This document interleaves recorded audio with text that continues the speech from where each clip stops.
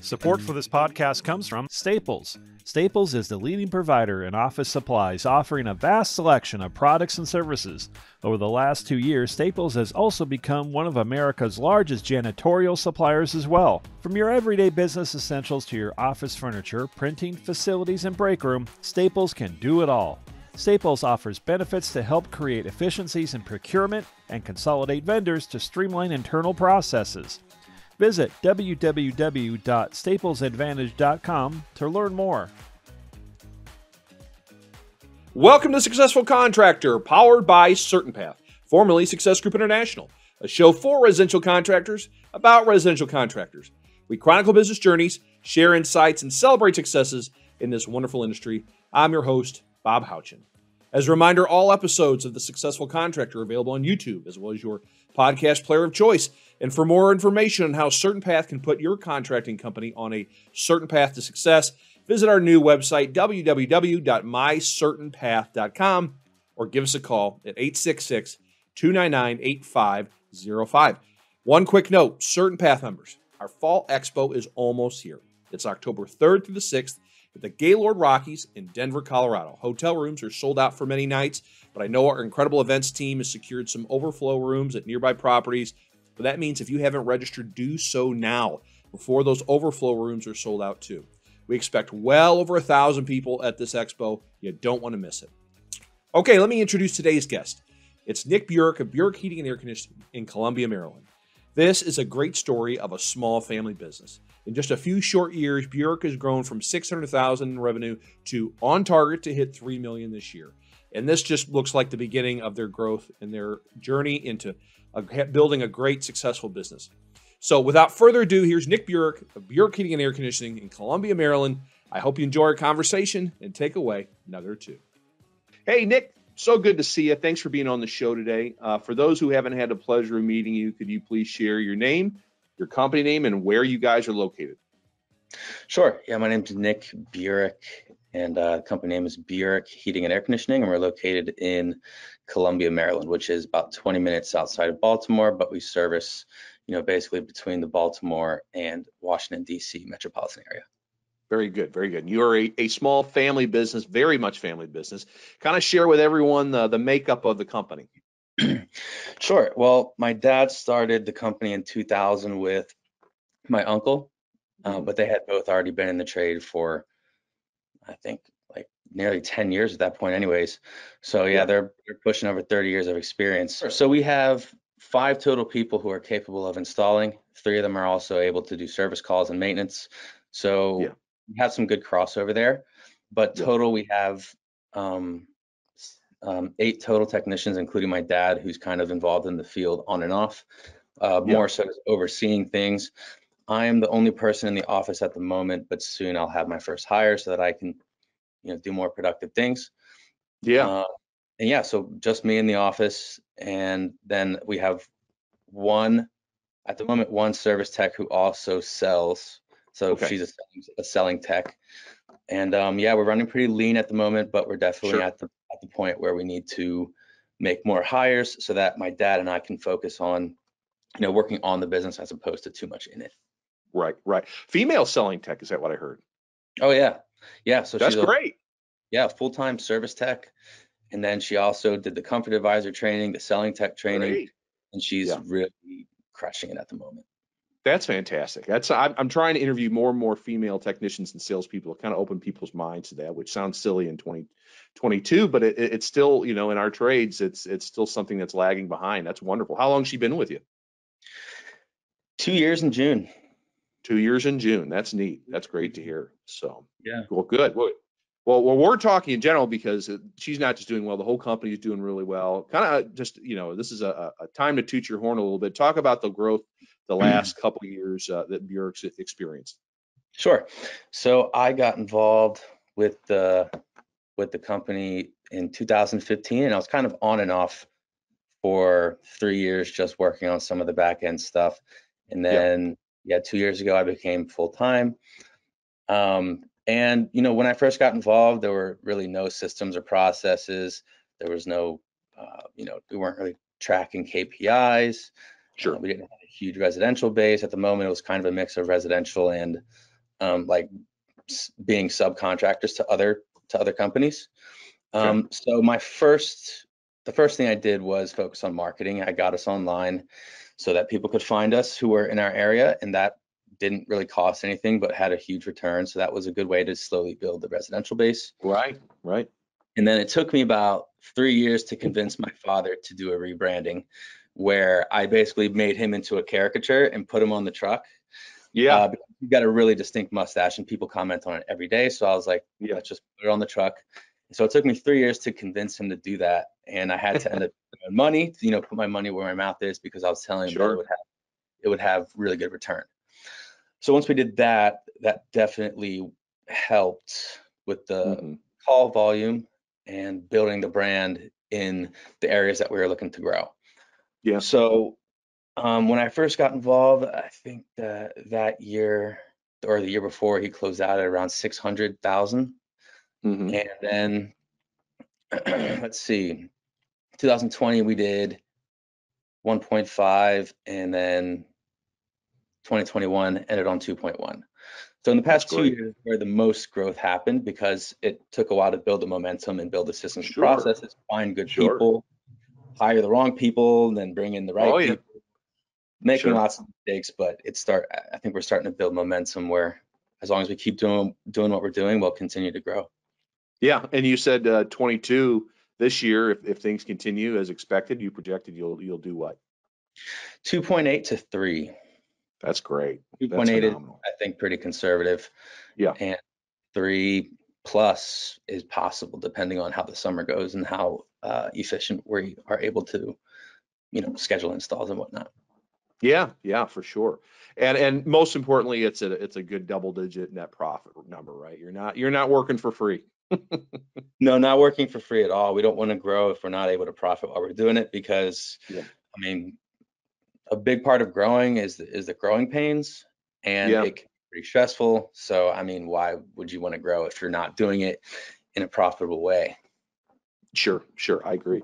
So talk about the relationships you guys had with those other contractors. Maybe, your dad. Well, first of all, let's slow down. Let's slow down before we dig into the nuts and bolts. Your dad started the business in 2000. You were young. I mean, you were a kid, when that Yeah, happened. And but he and your uncle, they've been able to survive through some crazy times, right? Because the recession hit 2008, 2009. I mean, I was in this industry. I saw what it did. So maybe kind of share their story. Like how did they get into it? Why did they decide to do this? Absolutely. So they both got involved in their later 20s when they were like Mm-hmm. 25, and my uncle's a bit older, so 28 for him. Yeah, they were in the trade for a while. And they both are very, very high quality technicians, and they're a farming family. So they grew up with, Oh, okay. yeah, five kids, three boys, two girls. And so they work the farm. They're very, very hard workers, and they really believe in doing things right, being respectful to the customer and treating people's home the way that you'd want them to treat yours. So those principles definitely built a good reputation for them, so that when he started his own thing in 2000, he had a good network of people who wanted him to do their work. So that's really what carried us up until up until we started focusing on the residential growth. Those are kind of the principles that we've carried over into how we raise technicians and train technicians. That's great. And it's that work ethic that kept them through some of those tough times where a lot of businesses closed, and you guys were able to get through all that. I know obviously you weren't living that at the time. You were very young, but I do. there are a lot of companies that didn't survive it. Yeah, no, I do remember it being particularly tough when the whole 2008 thing happened. And there were definitely, it got pretty close to the point where he couldn't do payroll, because at that point it was him, my uncle, and then another like family friend. So he continued to pay them through the slump, and almost didn't make it, but they were still pretty small. They weren't paying rent anywhere, so they definitely scraped by and made it through. Yeah. That farm work ethic got them through, right? They just found a way. They're a dying breed of people for sure. Yeah. Let's talk about your journey. So obviously you didn't get into this right away. I mean, you were around the business. I'm sure you were probably pulled into it as a kid to help dad out at times and stuff like that. But what did you do right after graduation? Like, what was your journey to get back into the family business? Okay. So after high school, I went to Salisbury University. It's on the Eastern Shore of Maryland. Mm-hmm. And I only went there for 2 years because I started with network marketing or multi-level marketing, which at the time I was young and I was very sold to the idea, and I ended up doing really well with it. So I left after my second year and did a bunch of traveling in Europe to build my teams there. And so That's cool. I did some public speaking, made some really great money, but in the end, it was a very valuable learning experience because it's a very gray area. Yeah. So after that, I had built at least some sales skills and marketing knowledge and managing people. So I had always in the back of my mind thought that I could come into the family business and help my dad out because we kind of balance each other out. You know, I like dealing with people more. I'm a good fit for the back end, and he's a great fit for the front end in the field. But at first especially, I didn't work well with him particularly. So and father-son's a difficult dynamic. I mean, I understand that. My dad used to always say, he coached on my teams. He goes, if I said something, you never listen to me. But if another coach said it, you listen right away. I think that's just ingrained in all of us. Right. And so he was still working in his garage making metal. I knew that we had to, find somewhere affordable to get him out of his garage. So it was really hard to get him to sign a lease. It was very, very hard to gain his confidence and trust in my decision making. So that was also a very gradual thing. So now when I have suggestions and plans, he's just like, yeah, you handle it. I trust you. So that's been a big growing experience for the two of us. That's great. Let's explore that a little bit, because you guys you're unique in the fact that you're not in the field. Your kind of roles are somewhat reversed from a lot of companies, but you're still working together, right? And that is that's fairly common in our group and in our trade. And people come to us all the time. We need more sessions at Expo on working with family. We need more content on working with family. How did you guys?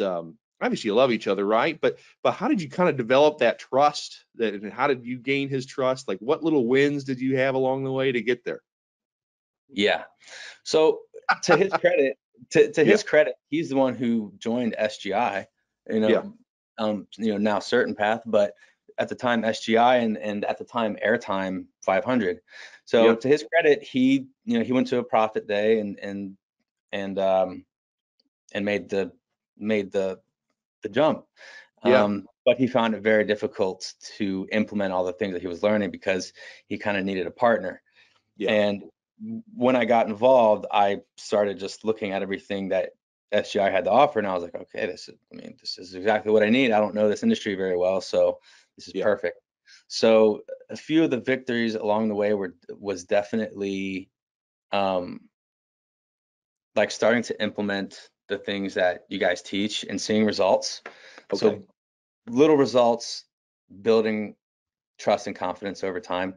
And definitely, probably my biggest win, I would say, was convincing him to let me rebrand the company, because that's been an absolutely huge factor to our success.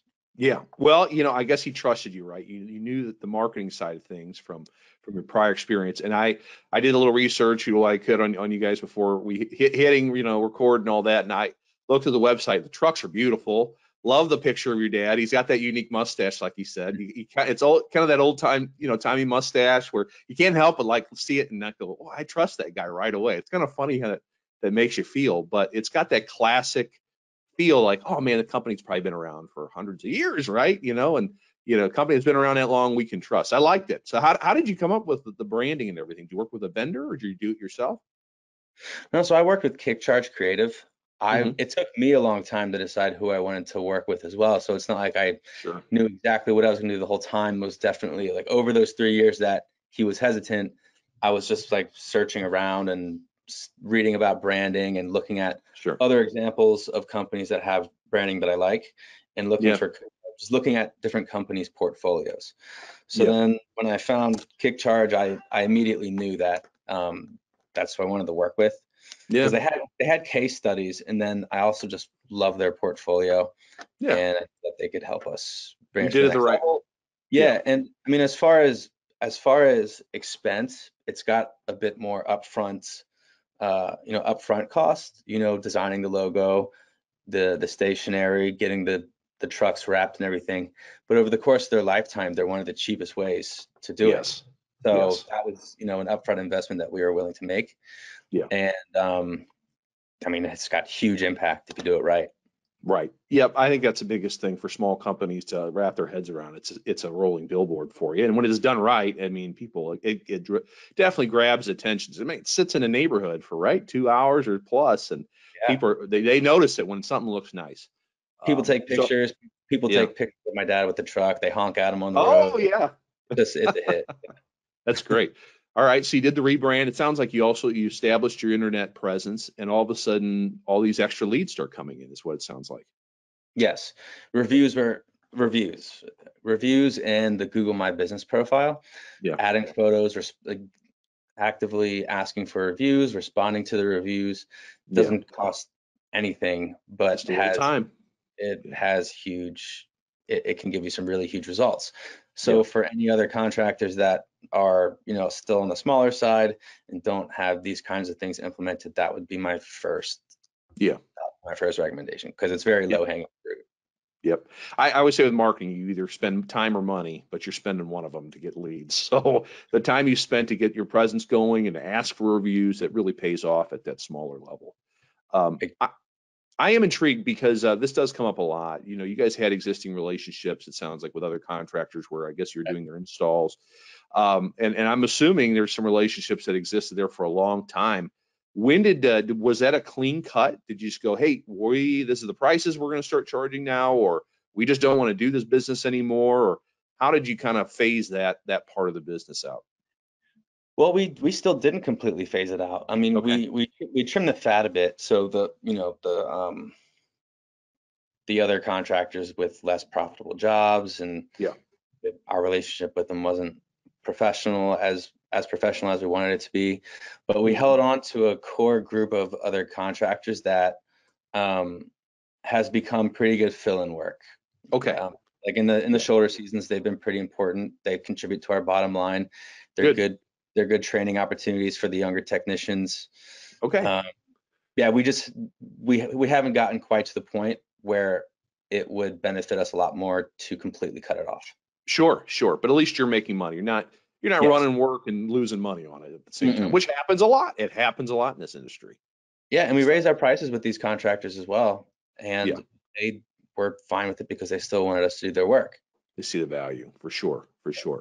Good. All right. So there's some of the early stage things, right? You got the marketing going. You're starting to get additional leads. What are you said you jump back into the business full time. You're like, hey, look at all the stuff that SGI offers.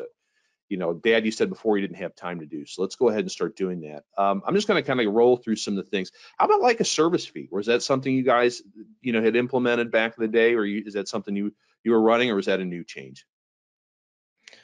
It was a new change at one point, but that was my dad's decision. He's the one who implemented the service fee. So, so he got on board with that early on.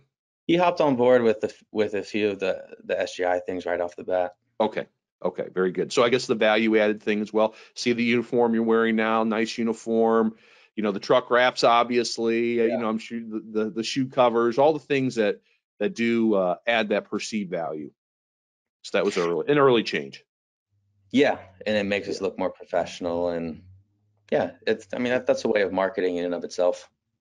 Sure. How about in terms of delivering service in the home? We talk to, we have the training classes and stuff like that, and a lot of it is the teaching the tools that we offer. So, system performance reports where, your dad or another technician goes out and does a complete diagnostic of the system and says, hey, this is what's good, this is what's iffy, this is what's bad. Is that something you guys implemented early on? Is that something you have in place now? No, we didn't do that early on. We just in the past couple of years started to become more thorough with the with the maintenance visits and the tune-ups. and as well as the service calls themselves. But we're finding a lot more opportunities naturally. Sure. Was a club membership? You guys have something now. I saw it on the website. I forget what you call it, but was that a newer thing, a club membership, or did your dad always kind of have that in place? Club memberships are also new. We didn't do them Mhm. for a while because we didn't have someone in the office who could reliably track everything and make calls and Sure. stuff like that.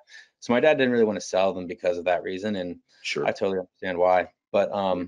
you know, that was something that I came in to do. So now we are at about 300 club members. There you go. That's good. I mean, in HVAC can start spiraling up pretty quickly Oh when yeah, you start telling people the value of maintenance, right? So, yeah. There's a lot of value in them. yeah, They're for great. sure. For sure. How about straightforward pricing? Was that an early change that your dad got in place, or was that something you really kind of pushed forward? No, he was doing flat rate pricing Okay. for a little bit. Yeah. That was a bit more difficult, and obviously you guys have a system to just fall into. Yeah. So we just decided, we're just gonna do what they tell us to do. So, and Just jump also in. once we understood it, we knew that it was better and it was Yeah. easier to explain to people, and people responded to it more. You guys have the nice, straightforward pricing book, and it was just a easy system to fall into, really. Yeah, yeah, and then you got the value added part and the opening part of the book, so it kind of Right. gets people to trust you a little bit and makes that service call. There's a little less angst where the person knows, oh man, this is going to be expensive, and you go, okay, well, it looks like I do have a good company out here to take care of me. Yeah, and it helps with communication. Like in my experience, like I'm actually a homeowner as well. So I've started, and I'm doing a bunch of work on my house. So I'm using a lot of contractors. And then Sure. the thing that annoys me the most by far is bad communication. So that's Yes. something that like we really make an effort to do well is communicate, when they first call in, what the pricing is like, what they can expect, when we'll be there. Mm-hmm. Really, Mm-hmm. really important being on Yes. time. Yep. And then when the technician gets there, just letting them know how the call will go, when or if they'll be needed at any point. Yeah. And Yeah. yeah, that's just so important, communication. Sure. Sure. How about the training component? I mean, at the heart of SGI, we're a training company. I've always felt that way. I mean, at every level, we're training and helping people communicate better. What did training look like back then? I mean, it was your dad and your uncle. I mean, it's not like I'm doubting they role played much in the garage or There was whatever. no training. Right, right. So how did that go about? How'd you get that in place? How'd you get him to warm up to Man, lots of time. But that? yeah, it was the the thing that made it hard was that if we brought someone on that didn't have a lot of experience or Yeah, someone that had no experience, yeah, they didn't do well with us. right. And I recognized that. So when I brought people on, I knew that I had to hire someone with a lot of experience, which is Yeah. an inhibiting factor. But even now, we don't have the best training program. I will, Uh-huh. I will, I will admit, but it's something that we're actively planning and working on. Sure, Um, sure. and we started out by just being a bit more attentive in the field, like on-site training. Yeah, So that's what we're starting with now. We're just starting to put more effort into the older guys, sure. letting the younger guys do more stuff Yeah, yeah, and and checking their work a bit. So that's where we're starting now, but we're definitely going to build an in-house training program. yeah. That's great. Yeah, I mean, you guys are early in your conversion with the program. There's so much to be done from a very small family business where there's a lot of, you had to earn trust to make changes and it takes time. It's not an overnight thing. Not at all. No, Yeah. but I think that we'll be able to really take off in the next few years. Yeah. Well, I mean, I think you're taking off now. The numbers you're sharing are pretty incredible. I think Yeah, that's definitely something to be proud of. A big thing, I think the number one thing when we talk to new members that come in to the group is pricing and that idea of, hey, you're a very valuable service here. You deserve to be priced in a way that ensures you make money. Talk about the process you guys went through and maybe raising prices and getting to where you knew you needed to be to make 15% net profit. Was that a gradual process, a bunch of gradual increases, or do you say, hey, service is going up, replacements are going up? Well, honestly, we haven't raised our prices many times. Okay. We are overdue for a price increase. Yeah. Our service fee is $99. We're a bit Okay. hesitant to bump it up into 3 digits, but Yeah. maybe we'll just start by raising the straightforward pricing part of it first. Yeah. That's a good service fee, by the way. That's on the higher side of a lot of companies I hear. So that helps. That helps sell jobs to begin with. Someone knows they're going to spend $100. Yeah, and it's very rare that people don't book the call because of it. Right. So I think that we're definitely fine there. Yeah. Maybe we could increase it, but we should probably increase the straightforward the levels, the 7 levels. Yeah. But yeah, at one point we were like 79, so we raised it from that to 99 at one point. Yeah. And we raised the straightforward pricing both once, but we're definitely not priced as high as other people in our area. Okay. How about your replacement pricing? How has that been going? As material, as equipment prices have gone up? I mean, how much has that gone up in your side on that? Big time. So that's our biggest improvement. Yeah. Because Danielle, the service tech that we have, the selling tech, she went through the Comfort Advisor training, has been working with SD very close, and SD's been phenomenal, by the way. Just like helped us out a lot. Great. That's great to hear. And already her average ticket and conversion rates are just significantly higher. Great. So our placement is what's going to drive most of the growth this year. Sure. Yeah. I mean, do you guys know what you are? Are you like 80-20 in terms of, or 90-10 in terms of replacement revenue versus service and maintenance revenue? Do you know off the top of your head? It's like 85 replacement. Yeah, that's good. Yeah, that's in the right place.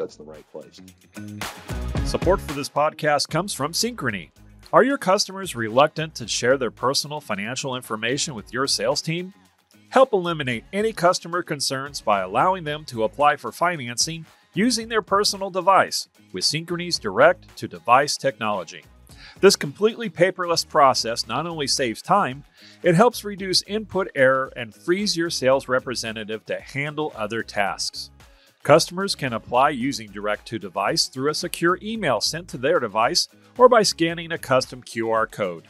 For more information on direct-to-device and how to get set up, call your Synchrony sales team at 877-891-9803 or visit toolbox.syf.com. Of the technicians you have, I mean, you got your dad, you've got, I forget how many you said, are they do a mix of, you don't have them like, Joe, you're just maintenance, or in everyone else, I know you said they're capable of installing, so kind of their roles are blended, right? So are there certain people though that are better at setting leads than others, and those are the ones you feed those older systems to? At the moment, Danielle is pulling a lot of weight. She does a lot of the maintenance still. She does the service calls, and I've just been focusing on how to use her the most efficiently. So she's carrying a lot of that weight right now. Yeah. But I'm working on bringing people on who can just feed her leads and keep her at the table as much as possible. Right. But our other technicians, we have Tim, Dustin, and Luke. They're on the younger side. Tim's in his 30s. Dustin is in his mid-20s. Luke is in his early 30s. So they're newer guys. Tim also can do maintenance, but we're working on teaching him the service side of things. Right. For the most part, they're just on install though. And then if we need to fill in for other service calls, if Danielle's schedule is too booked, then my dad will pick 2 or 3 up if he needs to. Greg and Tom, they're the senior technicians. They can pick them up if we have to. So that's kind of how we're doing it now. Yeah. Now, what's Danielle's background? How did you find her? So Danielle, I found her through a guy that we had working here before. His name was Bill.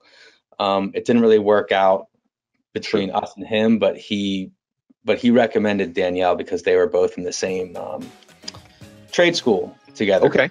And so Danielle got hired by a much bigger company, and she was working there as a maintenance tech. just got into service, and yeah, Bill gave me her number and told me a little bit about her. I gave her a call, and yeah, her background, she has a master's degree and urban planning. Yeah, in urban. Yeah. So Sure. she worked in DC, behind a desk for a couple years, and she just Wow. didn't like it. So Talk that's about a shift. big shift. Yeah. And so that's when she went to Lincoln Tech, Okay. finished school there. And yeah, then she got hired by the other company, and then we scooped her up and put her into the service role. And I mean, besides the master's degree and experience working in DC, I could just tell that she was a very competent person. Yeah. Someone who's just good at whatever they do, and they have the get it done mentality. She had a growth mentality that I could already see. Like, she wanted to grow, she was hungry, and she was willing to change however she needed to in order to fill the role and grow within the company. So I mean, I give her a ton of credit because it makes it super easy for me. All I have to do is give her opportunities and give her a platform to grow, and she's more than taking advantage of it because she's making over quadruple what she was making in DC. That's incredible. That's incredible. Yeah. And really, she had never sold anything before, it sounds like. This was all I mean, she was a service and maintenance tech before, but she's going to school for that. But selling systems was a new skill that she learned with you guys, right? Big time. And then, sorry, she's making triple what she's making before, just to clarify that. But she didn't have any sales experience, but I think what, I've done sales in the past. I actually did some door-to-door sales for heating and air conditioning, and I struggled with it because I didn't believe in the company. The installers were not good. The back end was not organized, and I didn't believe in the sales process at all. I thought it was not super ethical. So, here I wanted to build a company altogether that she would feel very, very confident recommending to other homeowners. So we all have a lot of faith in my dad's technical ability, and our quality of installs. So that was the first part that made her just naturally be totally okay talking us up. And then once she went through the comfort advisor training and the selling tech training, she found ways of communicating the benefits of what we offered and how we're different than other companies. So she really believes in it, and that's I think what makes the biggest difference. That's really important. You have to believe in your whole team and the equipment that you sell and the value that you offer altogether. So I think that's what in large part made it easy for her to transition into that. And then also, she's just a phenomenal communicator. So I think that she was kind of gonna do it at some point anyways. Sure. So it sounds like in your initial interview with her, you knew pretty quickly and how she communicated and her background of just being a driven person, that she was going to be a good fit. Yeah, I mean, it was a pretty easy sell on her part. I mean, she, I felt really comfortable talking to her, and very, very sales, personal. that's important. Yeah, no, I felt very comfortable talking to her. I trusted pretty much everything that she said, not blindly, but I really felt like she was being honest in everything that she said, and her ability. And she's just great with people. Right. And then you said, so would you put her in a truck with your dad right away so she could see how service was run, and then she could see how install was done, and she had that reassurance in terms of, for members that are small that are learning how how you guys have grown, just so they know, is that kind of the next step in her onboarding? Is that what you did specifically? No, we got her out there pretty quick, actually. You got her pretty quick. You need to make some money. Right. Yeah, we put her in a truck pretty soon after that. I mean, the other company that she was working for, we're a part of another, best practice. Oh, sure. As well, so she was very familiar with the value building mindset and process, and she was already comfortable with the prices. And she already had she was already battle tested, basically. Yeah. That's good. That's good. You talk about selling on value, and so you talked about having a great install. But what are some of the other things that she sells on that, hey, this is what you get by choosing Buric? What are some other, is it warranties, guarantees? Is it just a family story that you've been around for since 2000? Or what are your big things that she hammers on? So we kind of have like three major things. It's like if I'm a homeowner, I want to know what's the most important information to consider Yeah. when choosing who I'm going to have replace my HVAC system and spend, $10,000+. And Yeah. obviously the quality of the installation is the most important thing. And that's, everybody knows that. Like if the install is done well, then that alone has a lot of value over its lifetime because it'll last Sure. longer, you have fewer repairs. Yep. And then after that is, the warranties. So we offer a 10-year labor warranty Okay. with certain brands. So that's very good because as far as I know, I think only one other company in any of our service areas even offer a 10-year labor warranty. So I think that helps out a lot. And Yeah. then with that 10-year labor warranty and just the lifetime of the system, is the company that installed it reliable? Will they pick up the phone when when you need something, if anything goes wrong or any adjustments need to be made? And will they be there long term to take care of you? So that's kind of like the cheat code that we give them. And then from there we do the comfort survey and ask them qualifying questions, build options based on their feedback. And that's pretty much how we like the value building process. Sure. I guess what, 3 or 4 options on every replacement? Yeah, 3 to 4. Yeah. What are their big differentiators? Is it just efficiency of equipment? Are you always sure to bundle in IAQ maybe into the upper level ones, or what are they how do they differentiate themselves? So on our forms, hold on, let me just show it. Yeah, take your time. So on our forms, we have 4 options. Yeah. Like this. Yeah. 4 options. And then on the bottom, we have like a menu for adding on like IAQ products. Yeah. So we build the 4 options, and then at the bottom, she goes through all the add-ons, and at the end is able to sell them they pretty much sell themselves because they're a lot less expensive when they're done with the installation. So people know that, hey, if I'm going to get my whole system replaced, I want to take advantage of this, UV product or the media filter, those kinds of things. And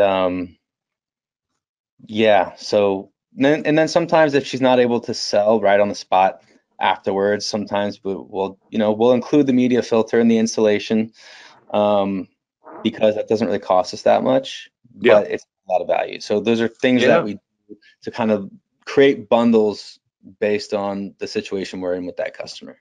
That's great. That's great. And that's help differentiate yourself. And when you follow the process, great things happen. Yeah, it shows the customer that you're willing to make adjustments to fit sometimes their budget, sometimes their expectations, or sometimes we'll even add an extra year for labor warranty because we're confident in our installations. Right. It's not that big of a deal if we add another year for a labor warranty, but for them it's like, okay, that's great. Sure. You mentioned budget, so it reminded me to ask, what do you do? A lot of financing? Does she offer everything in a finance price? Yeah, financing has been huge. We finance now probably 70-ish%. That's wow. Kind of a guess. It's not 100%, but it's a lot though. Yeah. Most of them are definitely financing now because once you get to the end and you discuss financing, it just makes it really easy for people to do business with you because you've checked off all of the things that they have concerns about or they're hesitant about. Right. And at the end, everything makes sense. It just makes it really much easier. Sure. What financing products are you guys using? We use Synchrony Bank. That's an SGI vendor. Yep. And so there's one option that's an 18-month 0% interest. Yeah. And that's by far the most popular one because they just take the total that they see there and they divide it up into 18 months, can pay it off whenever. And that's just a really convenient product. I'm actually looking to replace my roof sometime soon, and I'm trying to find someone who can offer the same kind of thing. Sure. Yeah. That's a big ticket item. That's a Yeah. big ticket item. That's Yeah. great. So that's the big one is your 18 month 0%. Yep. That's our biggest Do, one. do you get any other, is there an option for that? Stretch it out as long as you can. You might Oh, pay yeah. 10%, but at least it's a lot smaller of a number. Yeah. So, Danielle will get a feel for their budget, and Yeah. if those kinds of plans would suit them better, because some people do just need it to be the lowest number possible. Yeah. But in the areas that we're focusing on the most, it's pretty high income areas, so Okay. it's not as common. Okay. So yeah, there are 3 other financing options where you're basically just deciding on your dollar a month, and the dollar a month that you pay corresponds to the interest rate, and that's the easiest way of understanding it. Sure. Sure. Very good. Very good. All right. I'm going to hop around a little bit. You talked about, well, actually, let's jump to marketing. We talked marketing a little bit. I know it's something that intrigues you. You've got your internet presence established. What are you guys doing now to continue and drive business? You were small family business that was probably mostly word of mouth for so many years, and now you're really trying to get yourself on the map so you can continue to grow. So I'm guessing SEO, PPC, or what's your mix look like these days? Right now, it's just SEO and PPC.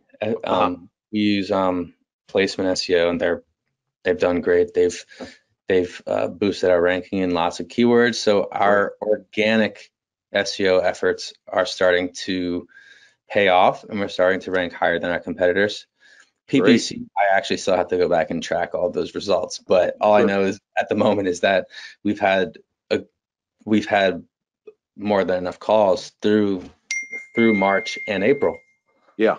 So, but yeah, I still have to go back and officially do the numbers. But yeah, as far as percentage of our revenue, Yep. We're going to ask that. Yeah, we're doing like 4%. So Wow, that's not low. a lot. We haven't really had to put much into marketing, and also I'm very hesitant about spending marketing dollars because it can be wasted so easily. So that's why I'm really picky about who we do business with. I need to see case studies, or if it's a recommendation from another member and they say, hey, this is really working for us, then I'm willing to try that. Right. We're going to be adding more Google My Business locations. Okay. Oh, okay. Yeah, that's interesting. Yeah, because we have 2 of them now, and this office that I'm in now, only been here for almost 2 years. Yeah, almost 2 years now. And as soon as we started renting the space, I added this location to Google. Yeah. And since then, in this immediate area, we're doing it'll be upwards of like 400,000 in revenue. So we literally just pay rent here, put it on Google, and increase our revenue that much. So yeah, I'm just going to keep doing that if it's working, and then I'll measure PPC over time, and then I want to maybe build on the branding efforts, maybe do some direct mail, some social media stuff. But since we're still growing and meeting our goals, I mean, I don't want to grow too fast. Right. Because you don't want to start turning hordes of calls away, and all of a sudden you become difficult to do business with. The waste of money, and also doesn't really look too good either. Yeah. How are you determining the parts of town? Is it just it's a more affluent area, or is it an area where, boy, there's a lot of tract homes that were built 15 years ago, maybe ready time for new systems, or how are you determining that? Mainly income. Yeah. Mainly income. The suburbs of Baltimore, we don't go into the city. Like we try to stay, we stay completely out of Baltimore because it's just not efficient, it's not as profitable, and it's just a pain in the butt. DC we'll go into a little bit because there's some very high income there. But we generally try to stay out of DC and just stick to the suburbs that are around each of those cities and the higher income areas. So I actually grew up in Ellicott City, Columbia. That's where we are now. Mm-hmm. So it's close for my dad. And so that was also a factor for him. But yeah, mainly income. Yeah, sure. That makes sense. All right. Your calls are coming in, and you're the call taker right now. You still haven't let go of that. Why haven't you let go of that yet? Is it just you just like having your hands on it, or what is it?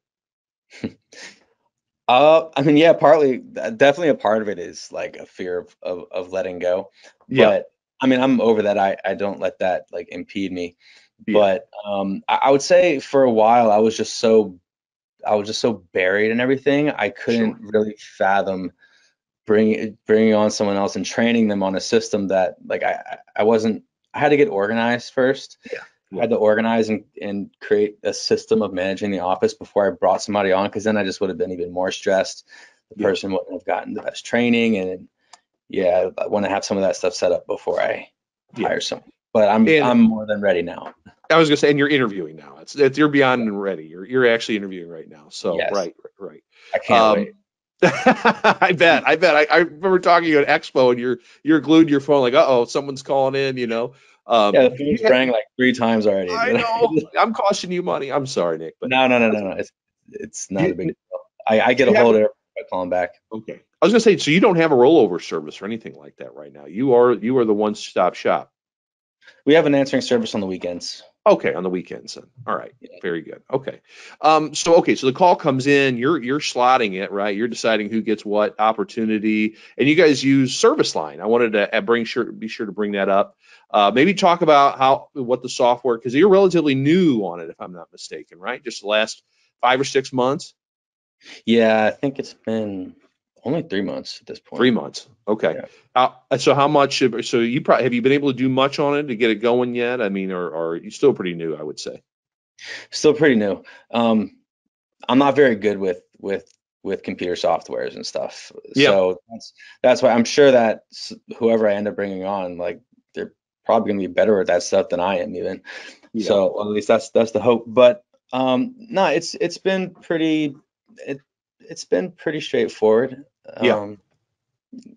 No, not too difficult. Right. It's an adjustment like anything else, but Sure. any Sure. other feedback, I don't really know. I mean, the tracking features are great, Hmm. and I'm starting to understand why it works the way it does, so that it will produce accurate KPIs that directly relate to what we do in Certain Path.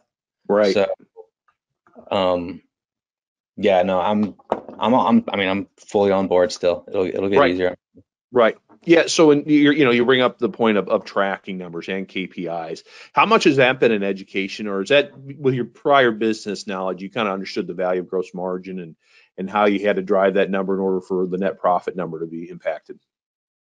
Yeah, no, I just like to have tons of information. And I like to have control over things, and not in like a negative way. And like, No, no, no. Yeah. but like, yeah, I like to have as much control over the business as possible, and that Yeah. you need to know that stuff in order to do Yeah. that. And Yep. it's security, you know what I mean? It's security. If you don't know, if you look at your numbers every 3 months or every 6 months or at the end of the year, that's so much uncertainty that just like stresses me out. So Yeah, totally understand. Totally understand.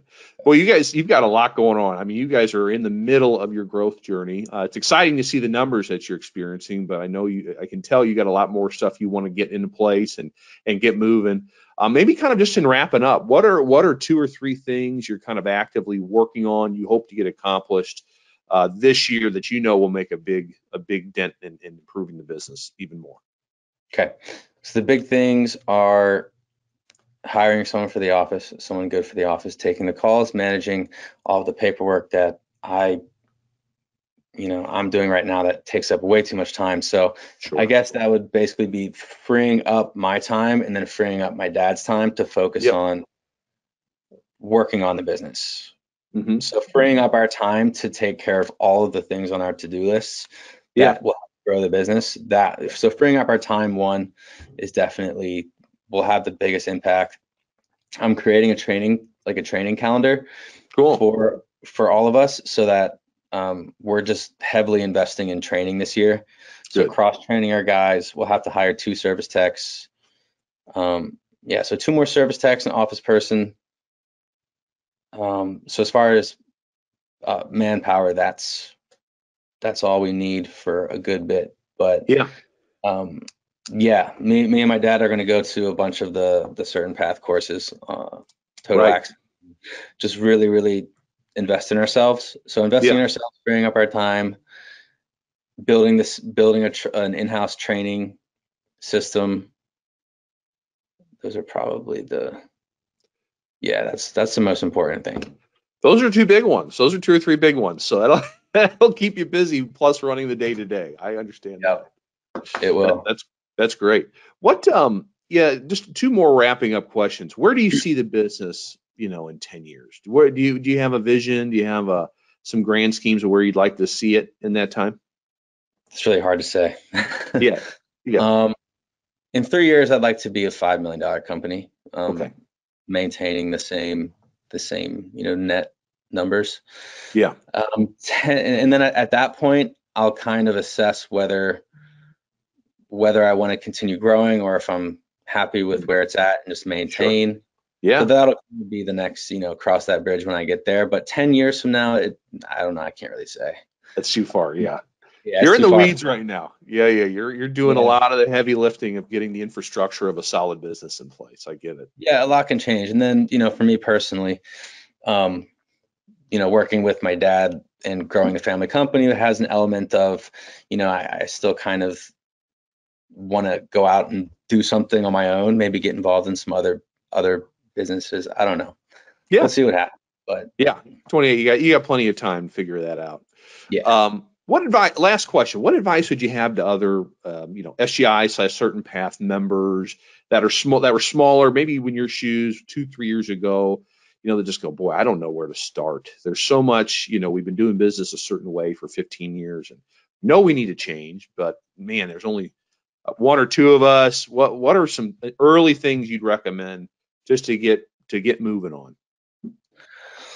Well, first, it's just make small improvements. Don't be intimidated by how long it'll take to do lots of things, because when you break it down into bite-sized pieces, it's much easier.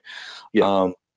But honestly, I think you have to get organized before you take it all on. If your office is a mess, if your morning like huddle, like your morning meeting with all your technicians is not structured and every day seems like you're winging it, you need to fix that first before you start doing anything else. And then after that, just submit to the system. Just give in, Yeah. That's it. Yeah. It looks like it sounds like you guys have like a checklist of things you want to get done, or throughout this entire journey, there's been, okay, we've got 20 things we're going to get 3 done this year, or 4 things done in this next couple months, or whatever. It sounds like that's been a big driver. Yeah, it could definitely be broken down a bit more, but yeah, no, I have running lists in different categories of things that every day I'm just like, how many of these things can I cross off? And then if it's to cross them off, Sure. What do you and your dad sit down at times and start talking about those things, or how much do you plan and strategize together? A lot more now. We meet in the morning, and once he gets the guys out for the installs, and then we sit down and just work on scheduling installs in the most efficient way possible. Yeah. And then just kind of tackle the to-do list and divide things up. Yeah, very good, very good. Well, great. Well, Nick, hey, thank you so much for your time. I know you got about 3 calls to get back to, so that's not lost on me. I appreciate your insight. A great journey so far. Very much looking forward to seeing where you guys are headed in the future, and maybe we'll talk in another 2 or 3 years, and maybe it'll be $5 or $10 million by then. We'll see. Hopefully so. That's Nick Buric of Buric Heating and Air Conditioning in Columbia, Maryland. I hope you've enjoyed today's show. If so, please like and subscribe on YouTube. If we're on your favorite podcast player of choice, please leave us a 5-star review. The 2 seconds you take to leave a review will help other success-minded contractors like you find us and hopefully get a little bit better, which helps our entire industry. And please join me for future episodes. This has been The Successful Contractor, powered by Certain Path. Support for this podcast comes from R.E. Michael Company. With more than 270 sales locations coast to coast, R.E. Michael has grown to be one of the nation's leading wholesale distributors of HVACR equipment, parts, and supplies. Our conveniently located branches carry an extensive inventory that meets the needs of its own market and its own customers. And if we don't have it, we'll find it. It's our mission to make the supply side of your HVACR business as easy as possible. Certain Path members have access to a generous rebate program too. For more information, go to your Certain Path hub or contact R.E. Michaels Certain Path representative at 410-553-3714 or email tracy.johnson at remichael.com. The Successful Contractor Podcast is part of the Certain Path family. Certain Path builds successful home service businesses and has for 23 years. We do it by providing contractors with a proven path to success, professional coaching, software solutions, and a member community of over 1,000 contractors just like you. Doubling your sales with a 20% net profit and an inspiring company culture is all possible. Let us show you the way. With Certain Path, success is made certain. Visit www.mycertainpath.com for more information.